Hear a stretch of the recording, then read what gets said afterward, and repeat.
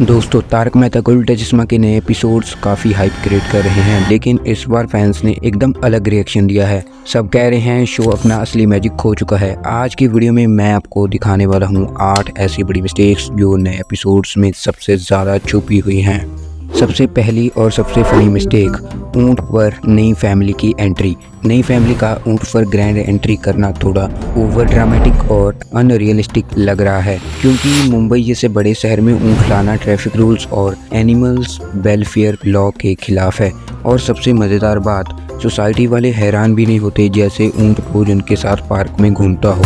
Entertainment के लिए तो ठीक है, लेकिन लॉजिक के हिसाब से देखें तो एंट्री ज़्यादा शो ऑफ और अनरियल लगी, जैसे टीआरपी के लिए कोई भी चीज़ घुसेड़ दी हो। दूसरी बड़ी गलती, टेम्पो चोरी होने वाली कहानी। इतनी बड़ी चोरी लेकिन पुलिस या सीसीटीवी का कोई जिक्र नहीं। जब गोकुलधाम सोसाइटी में टेम्पो चोरी होता है तो पूरी सोसाइटी परेशान हो जाती है।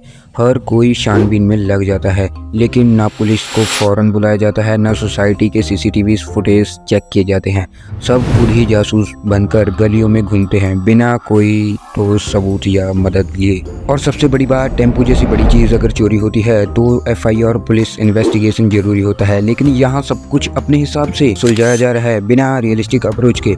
लगता है गोकुलधाम में लॉजिक से ज़्यादा भरोसा प्यारे इंस्पेक्टर और सोसाइटी टीम पे है। तीसरी बड़ी मिस्टेक, टप्पू सेना सालों से कॉलेज में ही अटकी हुई है। शो में टप्पू सेना के मेंबर्स पिछले 5-6 सालों से लगातार कॉलेज स्टूडेंट्स दिखाए जा रहे हैं, लेकिन उनकी उम्र, क्लास या लाइफ में कोई बदलाव नहीं आता। ना ग्रेजुएशन हो रहा है, ना जॉब्स का जिक्र। इतने सालों में यहाँ बच्चे बड़े हो जाते हैं, यहाँ उनके कपड़े, लाइफस्टाइल और बिहेवियर तक वैसा ही बना हुआ है। इससे शो में रियलिज्म की कमी लगती है और ऑडियंस को लगने लगता है कि किरदार सिर्फ टाइम पास कर रहे हैं। चौथी मिस्टेक, ओरिजिनल कॉमेडी की जगह हैवी मॉरल लेक्चर्स। पहले नेचुरल कॉमेडी होती थी, अब वो ओवर एक्टिंग में बदल गई है। हर सीन में एक ही तरह के जोक्स को बार बार दिखाना बोरिंग लगने लगा है। अब सिर्फ ज्ञान और भाषण ही सुनने को मिलता है। पहले शो में सामाजिक संदेश और मजेदार स्टोरी लाइन होती थी, अब की कहानियां बिना लॉजिक की और जल्दबाजी में बनी लगती है। पांचवी मिस्टेक, एपिसोड्स में अचानक सीन कट हो जाते हैं, कुछ डायलॉग्स अधूरे रह जाते हैं या कोई किरदार बिना बताए गायब हो जाता है। आजकल एपिसोड्स में ओवर एक्टिंग ज्यादा होती है, जिसके कारण शो को नेचुरल कॉमेडी से दूर किया गया है।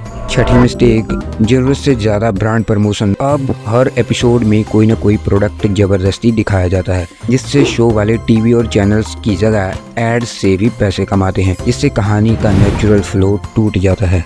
सातवीं मिस्टेक, फैंस अब भी दया बहन की वेट कर रहे हैं और दया बहन के रिटर्न के नाम पे फैंस को एक्साइटेड किया जा रहा है। अब वो शो में आएंगी या नहीं, ये तो शो वाले ही जानते हैं। आठवीं मिस्टेक, जेठालाल को एक सक्सेसफुल बिजनेसमैन दिखाया गया है, लड़ा इलेक्ट्रॉनिक्स का मालिक, लेकिन 15 साल के शो में उनके शॉप के बाहर वही पुराना बोर्ड, वही स्टाफ और वही प्रॉब्लम्स दिखाई देती हैं। और तो और बिजनेसमैन के नाम पे उसके पास अब तक कोई कार या बाइक भी नहीं है, वो हमेशा रिक्शा से ही जाता है। मतलब एक सक्सेसफुल बिजनेसमैन का ग्रोथ जीरो। ये भी एक बड़ी अनरियलिस्टिक मिस्टेक है। तो दोस्तों, ये थे तारक मेहता का उल्टा चश्मा के नए एपिसोड्स की 8 बड़ी मिस्टेक्स। आपको इनमें से कौन सी सबसे ज़्यादा अनरियलिस्टिक लगी, कमेंट्स में ज़रूर बताना।